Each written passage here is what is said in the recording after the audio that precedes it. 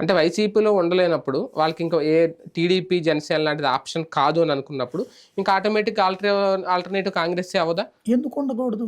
వైసీపీలో రీజన్ ఉండాలి కదా. ఉమ్, ఇప్పుడు ఎమ్మెల్యేలు అయ్యారు, మంత్రులు అయ్యారు, ఉమ్, కీలక పాత్రలు పోషించారు. ఉమ్, కాంగ్రెస్ పార్టీతో తమ రాజకీయ జీవితం అయిపోయింది అనుకున్నటువంటి వాళ్ళకి మళ్ళీ రాజకీయ జీవితం వచ్చింది. ఉమ్, ప్రతిపక్షంలో చాలా రోజులు ఉన్నారు, 5 ఏళ్ళు. ఉమ్, అధికార పక్షంలో 5 ఏళ్ళు ఉన్నారు. ఉమ్, ఎక్కడ ల్యాప్స్ అయ్యారు వాళ్ళు? ఇప్పుడు ఓడారు. ఉమ్, ఇప్పుడు కాంగ్రెస్లోకి వెళ్తే గెలిచేస్తారు ప్రాక్టికల్గా. ఉమ్, కాంగ్రెస్ని జనం ఆ స్థాయిలో ఆదరిస్తున్నారా? ఉమ్. ఇప్పుడు తెలంగాణలో కాంగ్రెస్ పార్టీ 2 టర్ముల తర్వాత 3వ టర్మ్ సెటిల్ అయింది.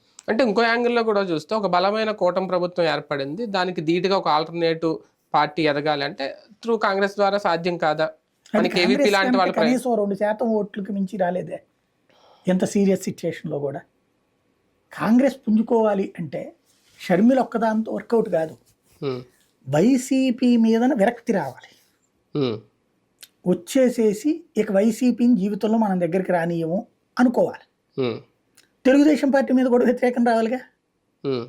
పవన్ కళ్యాణ్ మీద కూడా వ్యతిరేకం రావాలిగా. వైసీపీ కొన్న 40% ఓటుని టార్గెట్ చేసిందా కాంగ్రెస్? తన అధికారంలోకి రావాలనుకుంటుంది. ఉమ్, అధికారంలోకి తాము రావాలంటే ఆటోమేటిక్గా వాళ్ళందరూ వచ్చేస్తారనుకుంటుంది.